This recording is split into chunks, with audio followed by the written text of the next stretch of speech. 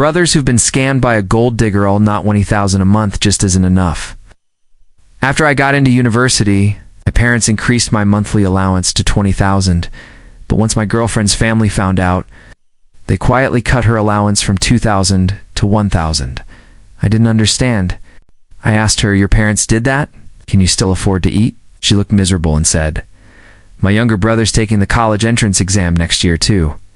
My mom said it's too hard to support both of us. Honey, if I can't eat enough, you'll take care of me, won't you?" I was stunned. "You're already acting like a gold digger. Aren't you even a little ashamed?" "My name's George. This year I nailed the college entrance exam and got into a top university.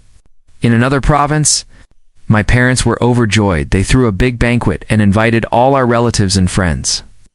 Everyone came to congratulate me, just from my grandparents alone.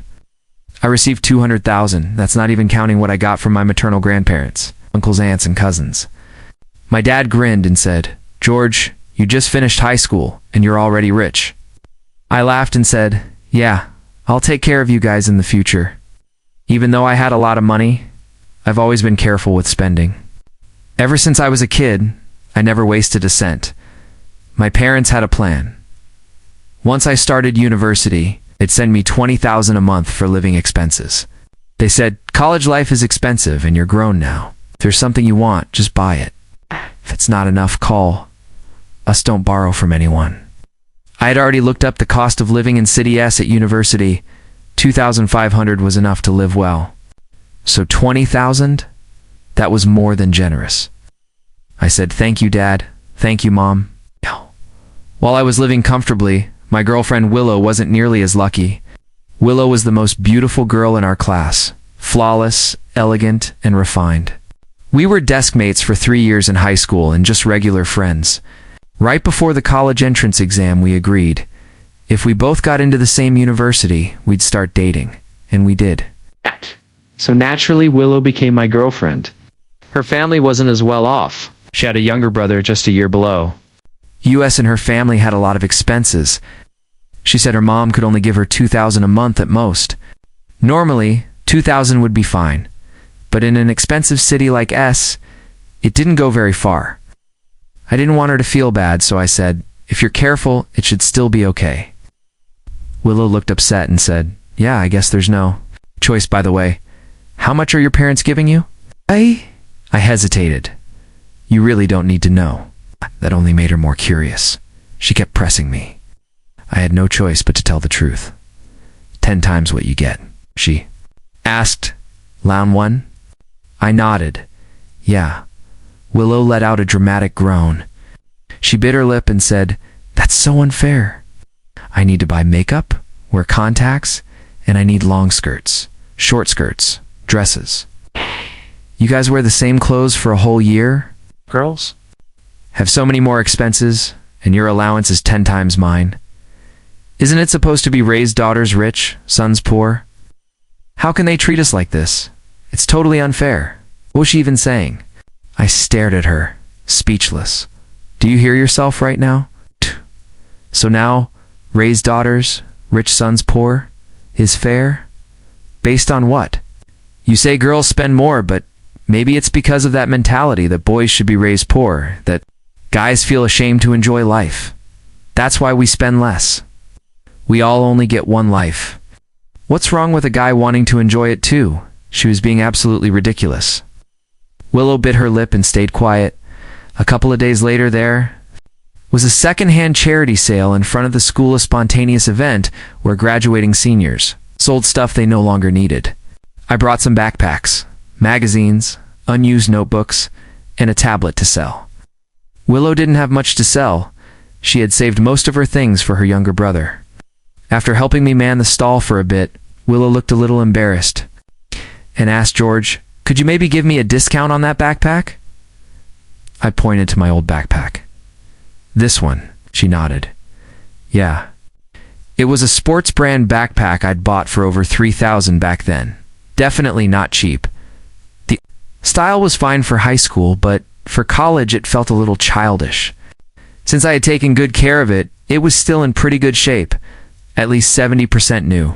I had been planning to sell it for maybe $300 or $400, Willow said quietly. My brother saw this exact backpack at the mall before. It was way too expensive for us, so we couldn't buy it. If I could give it to him, he'd be thrilled. Hearing that made me feel a little sad.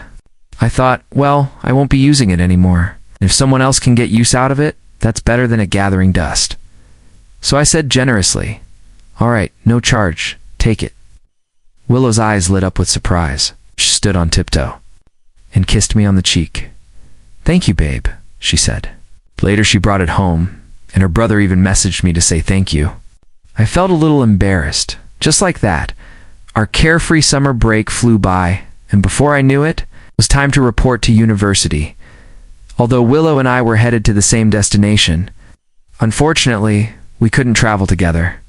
My parents had booked me a plane ticket, while she got a train ticket.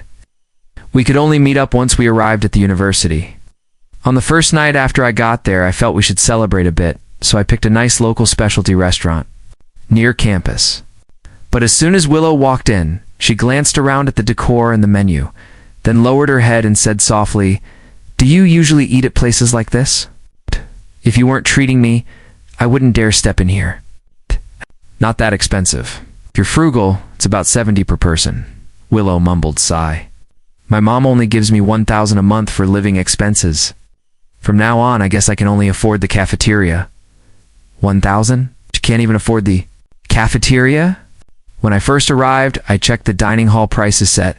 Meals were usually 12 or 13, some going up to 19 or 20. Even if you were careful, eating 3 times a day would still cost at least 20 to 30.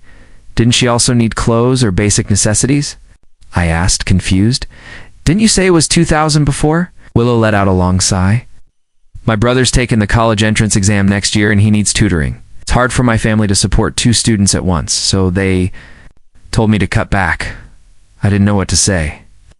It wasn't really my place to comment on our family situation, so I just said, "I'll ask around about work-study jobs for you later." I figured it wouldn't hurt to be more self-reliant. But then she looked at me with this pitiful expression and said, in a soft, whiny voice, "Babe, I can't eat enough. You'll take care of me, right?" My first instinct was to say, "Of course," but right then, something clicked. A weird feeling crept in. Like somehow my allowance and hers had become connected. Her mom had originally said she'd give her $2,000. Any adult would know that's already tight for living expenses in a city like this. And now, out of nowhere, it was cut in half. Was it really because they couldn't afford a tour? Was it because they were counting on me to fill the gap? But the thing is, I'm just a student too. I live off my parents' money they raised. It's their responsibility. What right do I have to use their money to support someone else? While I sat there, silent, Willow looked straight at me and asked, "Babe, you're really not going to take care of me?" She looked like she was trying to squeeze some kind of promise out of me. I'm a science guy, not good at playing games or beating around the bush, so I said it directly. "You're already acting like a gold digger. Don't you feel even a little ashamed?" Willow bit her lip. "George." Her eyes turned red, full of hurt. She looked completely wronged, fragile. We just stared at each other for about a minute. Then, out of nowhere, I started to feel kind of sorry for her. A girl from a family that clearly favors sons, she made it all the way to college, and her mom still wouldn't support her properly. I softened my tone. "Don't be mad, I was just joking, but do you think your mom's doing this to make me feel pressured into paying for you?" Some things are better said out loud than bottled up. Willow's eyes twitched. She stammered, "No." I said, "All right then." After all, the money was in my hands. She was trying to milk me for it. It wouldn't be that easy. Of that, I lost all interest in taking her to the movies. After we ate, we just went back to campus. And just like that, my fresh but tense college life began. The next day at noon, I met Willow at the cafeteria. I got myself a roast duck set meal, and she bought a bowl of cold noodles. I was starving and finished my food in just a few bites. Suddenly, Willow frowned and snapped, "Why are you only thinking about yourself? There was just one chicken leg, and you didn't even ask me before eating it?" I looked at her, confused. "It's just a chicken leg. What's the big deal?" She bit her lip, looking hurt. "Do you think I care about?" "The chicken leg. I just think you're way too selfish. Look at other guys. What kind of boyfriend doesn't save the best stuff for his girlfriend? Why are you like this?" I put down my chopsticks, my voice turning cold. "Willow, I bought this meal with my own money. What's wrong with me eating?" "The chicken leg?" She tried to say something, but I cut her off immediately. "If you're eating stuff I paid for, then stop with the nonsense. I'm telling you, either eat it or I'll throw it away." "Don't guilt trip me," she muttered, looking aggrieved. "I'll eat it." I was speechless. After we left the cafeteria, we went to a fruit store. Fruit on campus was pretty expensive. I picked a box of lychees and a box of watermelon. Just as I was about to pay, Willow walked over with a box of durian, looking all pitiful. "Babe, can you get me this one too?" she asked with a pleading expression. She wasn't being demanding, it's pathetics. So I reached over and paid for it. And just like that, the first month flew by. When I checked the balance on my meal card, I realized my living expenses were already several times higher than the rest of my dormmates. But it wasn't like I was eating better than them. So I took a closer look at the spending details: buns, sausages, trendy snacks, clothes, shoes, and all kinds of cosmetics and skincare products. None of it seemed like a big deal on its own, ... But when everything was added up, it was a ridiculous amount all spent on Willow. Just thinking about how she even swiped the toilet paper I bought made me start to lose patience. That evening, when Willow came to ask me to dinner, I said bluntly, "Sorry, I'm on a fitness kick lately, just eating low-calorie meals." When Willow heard that, she froze for a moment, then quickly said, "Babe, why are you even working out? Health and happiness are what really matter. If you're just eating boiled eggs and boiled chicken breasts every day, wouldn't that make you depressed? Besides, I think you're misunderstanding something people assume girls like guys with. Muscles? But that kind of body actually scares me a little. I like you just the way you are now." I was speechless. I had to admit Willow could be pretty cute when she acted sweet like that. That was probably why my roommates had a great impression of her too. For example, during our first month of school, no matter how hungry she was, she always waited for me to eat together even when I was busy. My roommates would often say things like, "Man, what kind of goddess girlfriend did you find?" But what they didn't know was Willow was a master of subtlety. At first, she only got a small amount of food for herself, saying she was a girl and didn't eat much. Then, naturally, she started eating off my plate. I didn't mind. In fact, I even started ordering extra just to make sure she had enough. Deep down, I knew that my parents had given me that allowance for myself, not for someone else. But I told myself, as long as I was the one buying it and just sharing with my girlfriend, it was fine. Then it didn't feel so hard to accept. Maybe it's because spending money on someone and sharing with someone are two completely different things.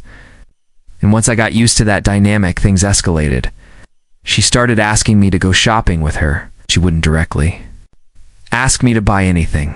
Instead, she'd treat me to a bubble tea first. Then when it was time to eat, I'd naturally feel the need to return the favor with a big meal.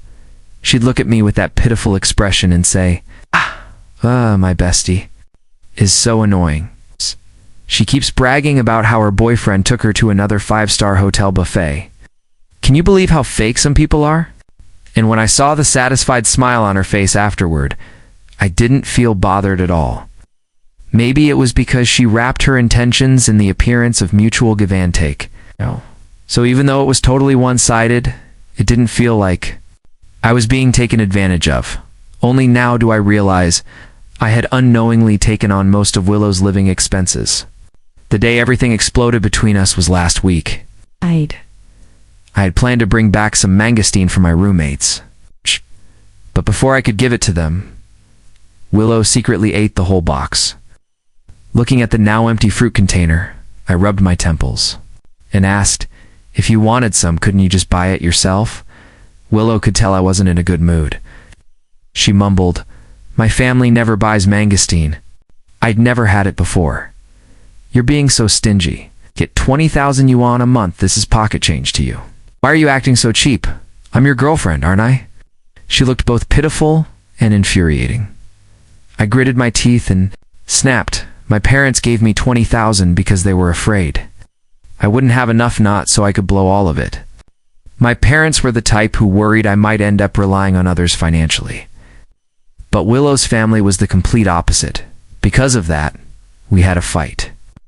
After going back to the dorm, I officially started my so-called fitness plan. Willow clung to me downstairs by my dorm, trying to convince me repeating that girls don't like muscular guys. I shook my head and said firmly, "Sorry.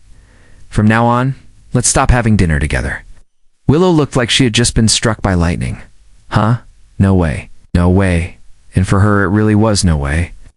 I calmly replied, "I need to strictly control my diet. If I can't even manage my own weight, how can I expect to manage my life?" Seeing that I was determined not to take her to dinner, Willow could only hang her head and walk away in defeat. Once she left, my roommate asked, "Hey George, you really not gonna eat?" I burst out laughing. "Of course not. Let's go eat out." No way was I going to starve myself just because of Willow. After eating and drinking to our heart's content, a few of us returned to campus. On the way, my roommate David asked, "You and your girlfriend, is there really any point in continuing this?" Yeah, was there still a point in Willow and me staying together? Before we started dating, I thought I had things figured out. I wasn't in it just for fun. But after 3 years of high school, I realized I barely knew this person. It was only after we became a couple that I started to see the truth. Maybe we just weren't compatible. Forget the small stuff. Even just our family backgrounds showed we were worlds apart. My family's pretty well off for a third-tier city, sort of local elites. Both my parents hold mid to senior level positions in their companies, and many of our relatives are doing quite well. In terms of spending habits and lifestyle, my family is on a completely different level from Willow's. Sometimes Willow would open up about her family. She once told me her mom purposely waited until after 9 p.m. to buy groceries because that's when everything got discounted. Her dad hadn't bought new shoes in 3 years. He just kept getting the soles patched. Her younger brother saved his pocket money for half a year just to buy her a dress. She got emotional talking about it and often said she wanted to repay them one day, but at my house things were different. Both of my parents were always busy with work. My mom doesn't even check the price tags when she buys groceries. She only cares if the food is fresh. At home, we have all kinds of appliances to make life easier. Escher dishwashers, robotic vacuum cleaners, anything you can think of. She always says time spent doing chores could be time spent earning money. My dad isn't particular about it. Fashion and daily life, but whenever he attends formal events, his shirts and trousers easily cost over 10,000 yuan. They both taught me through their own example. Work hard, spend wisely. Don't stress only about saving, focus on earning. Money isn't just saved, it's made. That's how I learned to take financial planning seriously. So when Willow talks about her family with those sad, pleading eyes, I honestly struggle to feel true empathy. It's not to say her parents are bad or that mine are perfect. It's just, we're fundamentally different, come from different worlds, and we think differently about money, life, and responsibility. After about 2 weeks of my so-called cutting phase, I didn't lose any weight at all. In fact, I gained 3 pounds. Meanwhile, Willow was visibly getting thinner. Her cheeks were starting to sink in, and it was obvious that, without me paying for everything, her 1,100 monthly allowance wasn't cutting it. I wasn't sure whether I should feel sorry for her or try to knock some sense into her. If her money wasn't enough, why not just talk to her parents? Why did she always depend on me? Eventually, my sudden weight gain made her suspicious. One night I said I was skipping dinner again, but secretly ordered takeout. Just as I went downstairs to pick it up, Willow appeared out of nowhere, arms crossed, looking furious. "Babe, I thought you were on a diet," she snapped. I was caught red-handed like I had just stolen something. I stayed calm and lied through my teeth. "Yeah, it's just boiled chicken breast. Still part of my meal plan." In reality, it was fried chicken and fries. Willow was speechless. A few days later, our school announced a cultural arts festival. Willow had always loved these kinds of events back in high school, so she quickly signed up to perform with her department. Because of the takeout incident, we hadn't really spoken in several days. Maybe she felt a bit awkward too, because that day, she finally called me asking if I could come watch her rehearsal. To be honest, one of the main reasons I had fallen for Willow in the first place was because she was so confident and passionate. When she was performing, one of the reasons I had fallen for Willow in the first place was because of her graceful, elegant performance during a school talent show back in high school. Just thinking about that moment brought back a wave of nostalgia. So, when she called to invite me to her rehearsal, I agreed without hesitation. When I arrived at the rehearsal hall, there she was front and center, waving at me with a big smile. "Babe, over here, I'm right here," she called out, full of energy. For a moment, it really felt like I had traveled back in time. I sat down and watched the rehearsal for nearly an hour. Willow wore a short white dress, the skirt swaying rhythmically with every move. She looked confident, elegant. It really was a beautiful performance. When it ended, she ran over to me and proudly introduced me to her friends. "This is my boyfriend. We were in the same class in high school." Her friends immediately began teasing, "Aw, high school sweethearts." I smiled politely, greeted everyone, and handed Willow a bottle of water. "You're all done? So I'll head out now," I said, thinking that would be the end of it. But Willow held onto my arm and pouted, "Don't go yet. It's everyone's first time meeting you. They want to chat more." Then she leaned in and whispered, "Hey, could you treat us to some drinks? Last time Maria's boyfriend did that." Logic made no sense to me. Just because someone else's boyfriend paid didn't mean I had to. Still, I didn't want to cause a scene, and drinks didn't seem like a big deal. Sure, I nodded reluctantly. What I didn't expect was for the entire group to rush into the nearby convenience store and start grabbing everything in sight. Everyone took bubble tea, multiple bottles. A few grabbed premium ice cream, only the most expensive kinds. When we got to the register, the total came out to 250 yuan. I stared at the number in disbelief. Willow noticed the look on my face and muttered, "Don't be so stingy. You get 20,000 yuan a month. This is nothing for you." That number again. It was like she had turned my living allowance into some kind of magic phrase that justified anything she wanted. I took a deep breath, trying to keep calm. Without raising my voice, I looked straight at her and said quietly, "Next time something like this comes up, don't call me." After thinking things through over the past 2 months, I finally decided I needed to break up with Willow. She was gentle, caring, and undeniably beautiful, but she was also far too dependent. It felt like she constantly needed me to shower her with money just to keep things going. That kind of relationship simply wasn't something I could accept anymore. I had planned to be honest with her and lay everything out clearly. But every time I tried to start the conversation, she would cut me off either by acting sweet and handing me a glass of water, saving me a seat somewhere, or suddenly tearing up with this heartbreakingly pitiful look. It was obvious she had no intention of letting me go. I figured maybe the school environment was too noisy and crowded. If we talked somewhere else, it might be easier to explain myself. As luck would have it, my old phone had run out of storage, and I needed a new one anyway, so I invited Willow out to dinner near the mall, thinking I'd bring up the breakup there. She was in a great mood the whole way, and even surprised me by booking us movie tickets on her own. Watching her act so cheerful and thoughtful made me hesitate a gunny. Started feeling a little guilty. When we got to the mall, she enthusiastically helped me pick out a new phone. Personally, I don't care much about tech. I don't play mobile games or need fancy features. I just wanted something smooth, with decent storage. After browsing for a bit, Willow excitedly pointed out a model that cost over 7,000 yuan. I hesitated, saying, "Isn't that a bit much?" But she looked at me seriously and replied, "Babe, you get what you pay for. This one's sleek, powerful, and super reliable. It'll last you a long time." Her tone made it hard to argue, so I went ahead and paid for it. Right after buying the phone, Willow looked even more excited than I was. Holding the box, she said, "Babe, didn't we say we'd get matching phone cases? Take this and get a custom one made. It'll be a surprise when it's done, okay?" I was speechless. How was I supposed to bring up breaking up after that? The next morning, as I grabbed my phone from my bedside table and got ready to head out, my roommate asked casually, "Where's that new phone you bought yesterday?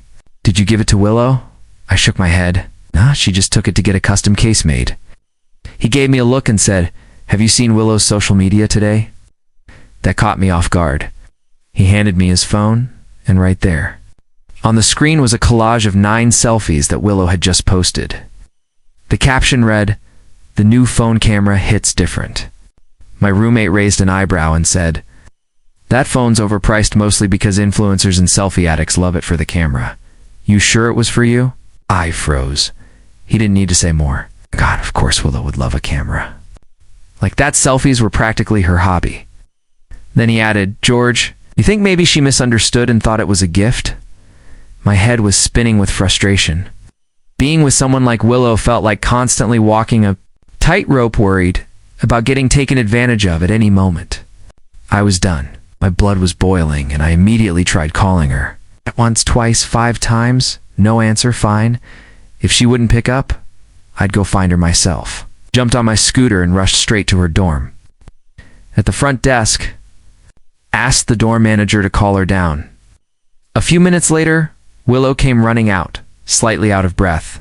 "Babe, what's so urgent? I couldn't hold it in any longer. That phone you made me buy, was it always meant for yourself? And what's up with that post? New phone camera hits different. What's that supposed to mean?" 4. A moment Willow looked flustered. Her eyes darted around like she was scrambling for a response.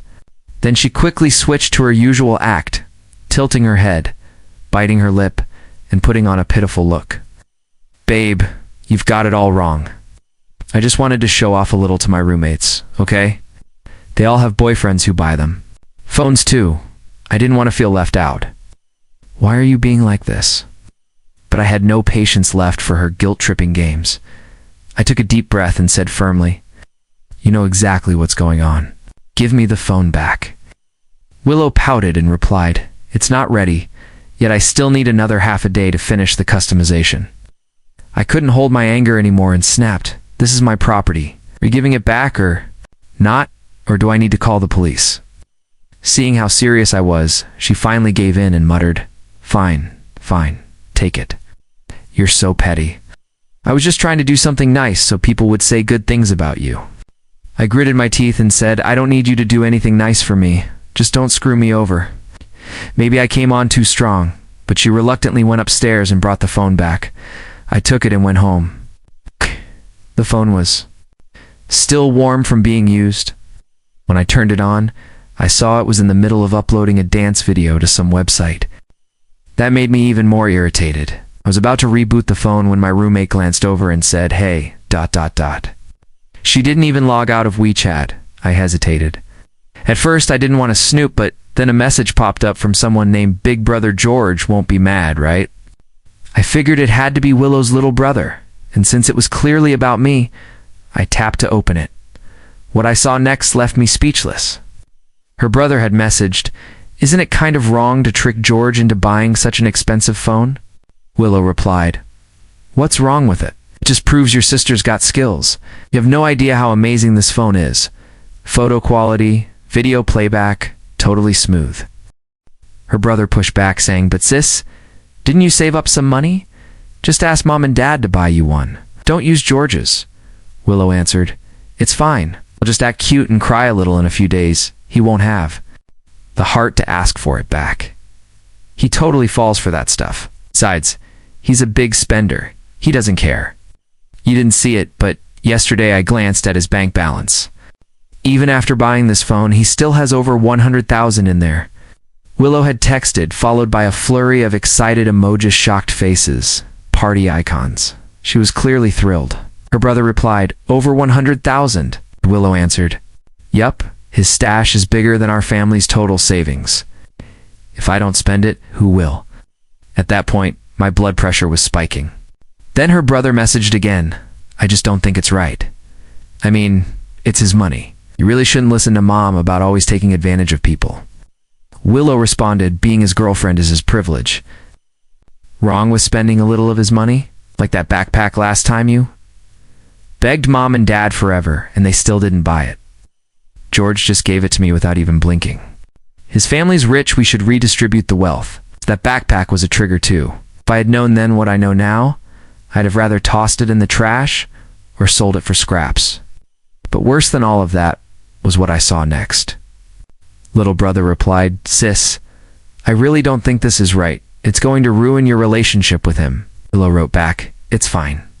I've almost trained him to be as obedient as a doormat. But lately he's been a bit disobedient, so stingy. Total cheapskate." Brother warned her again, George isn't stupid. If you keep scheming against him, of course he'll be upset. And if he breaks up with you, you'll regret it too late. But Willow replied confidently, "Break up? He dares break up with me? Let me tell you something, little Broof. I really wanted to squeeze money out of him. It'd be too easy. The only reason I haven't is because I'm kind-hearted. If he ever takes me to a hotel, I could threaten to report him for forcing me," Willow had texted. "After that, he'd fall in line real quick and be my ATM for life." Her brother was clearly shocked. "What the hell are you saying? That's false accusation." But Willow replied, "So what? I even joined a sugar baby gets rich support group. Tons of girls are doing this. They even share strategy templates." Her brother messaged, "You're joking, right? Tell me you're joking." Willow replied, "Who's joking? I've thought it all through. If George refuses to listen, I'll call the cops. At that point, he'll pay whether he wants to or not. Or he can enjoy life in prison." Ha ha ha. Ah. Her brother tried again. "You've lost your mind. Done. Talking to you, do whatever you want." But Willow wasn't done. She kept going. "Listen to me, bro. When you get a girlfriend one day, be careful. I haven't done anything yet, only because I still have some feelings left. But if George keeps acting up, I'll show him what I'm capable of." Her little brother didn't reply after that. Maybe he still had some conscience left. But Willow kept rambling anyway. "Do you know how rich George's family is? Back in high school, his dad picked him up every day in an Audi S6. If he weren't rich, you'd think I'd bother with him? Your sister was the school beauty, okay? When I marry him one day, he'll buy a new house for the whole family. Your tuition and study abroad dreams? Covered." After reading the entire chat log, I was so furious I could barely breathe. What kind of hell-level content was this? This was the real Willow. Absolutely terrifying. My roommates read everything. Along with me, everyone was dumbfounded. One of them finally said, "This is insane. Total psychological warfare." Another muttered, "Hell is empty. The devils walk among us." No wonder Willow had been hinting lately that she didn't have to go back to her dorm at night. I'd already been feeling doubtful, and naturally I'm conservative, so we never crossed that line. Thank God we didn't. Now I understood what she had planned. This is messed up. Shouldn't we call the police? Seriously, just knowing people like this exist gives me chills, one of my roommates said. Another chimed in. Come on, the cops won't do anything about this. You think? Too highly of them. If you had slept with her even with all that chat evidence, the moment she claims you forced her, you're probably going to jail. I fell silent, trying to clear my thoughts. After a long pause, I said quietly, "You're right." But even if the police won't help, I'm not going to just sit here and take it. As a modern college student, I'll deal with this gold digger on my own terms. Heaven had mercy on MIT. Let me discover Willow's true nature before I fell too deep. I didn't hold back. Ow. I took screenshots of all our chat records, arranged them in order, and pasted them into a PowerPoint. Then I wrote out every detail of our relationship, how it started, what happened in between, and how it ended. Once everything was compiled, I created a group chat and invited almost all the student union representatives from different departments across the university. People added their own friends, and the group filled up quickly. I set 2 restrictions: only male students could join, and the member limit was capped at 49. Sure enough, once Willow's PowerPoint got posted, it spread like wildfire. At first, it circulated only among the male students at S University, so Willow had no clue. She noticed guys whispering about her in the hallways, and assumed it was because she looked good. She even messaged me saying, "Do you know how popular I am? So many upperclassmen can't stop staring at me? You'll regret this." Then another message followed. "Babe, but I only like you. Don't ignore me." By the time Willow found out the truth 2 or 3 days later, almost the entire school knew. She exploded with rage and called me screaming, "George, you're so cruel."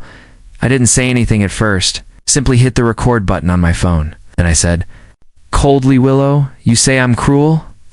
Aren't you the one who's manipulative, shameless, and downright vile? Listen carefully, I'm breaking up with you. From now on, we have absolutely nothing to do with each other. Don't ever try to contact me again, finally saying. Those words felt incredibly like a weight lifting off my chest. But Willow wasn't ready to let go. She screamed. I was just joking when I said those things. I was only messing around with my brother, okay? Didn't actually do anything. Now you've blown this way out of proportion and ruined my reputation. I sneered. Reputation. You think you had one? I stared at her, seething. Told me your mom only gave you 1,000 a month in allowance because she couldn't afford to support 2 kids. Can you even swear that was true? I didn't. Need her to answer. I already had chat logs between her and her mom, saved conversations that made everything even worse. Turns out, most of her tactics, the constant freeloading, the manipulation, the shameless use of my money weren't even entirely her ideas. They came straight from her mom. One message from her mother read, "What's the old saying? A woman marries to live a comfortable life. It's tradition for men to spend on women. If a guy's too stingy while dating, what good is he? Sweetheart, don't miss your chance. If you don't spend his money, it's wasted." Oh. Their family's loaded.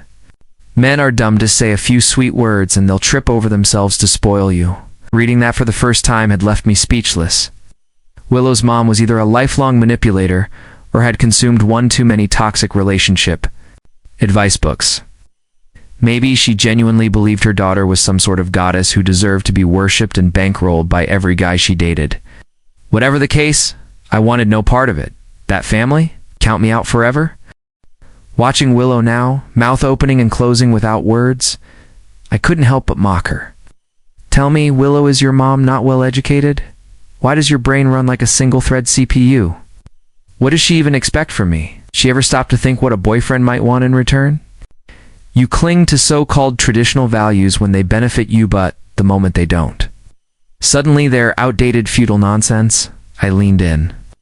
If you love tradition so much, why not carve the 3 obediences and 4 virtues across your forehead first? Listen carefully, I'm not doing this out of revenge. I'm trying to keep others from getting scammed. I'm accumulating good karma. And maybe, just maybe, I'm sounding a final warning bell for you so you don't throw your whole life away. Her expression twisted with rage. Fine, you really are ruthless. Go to hell, George. When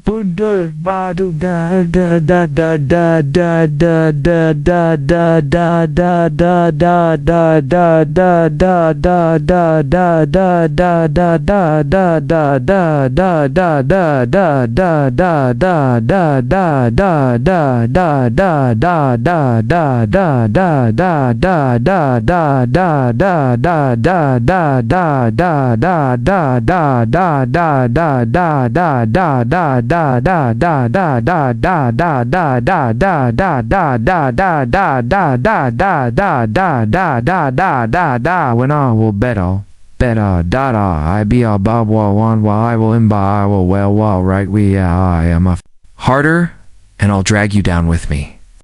Even if I die, I'll take you along for the ride. I laughed. Empty threats, just rage flailing around in the void. I hung up, blocked her across everything, then calmly walked over to the police station.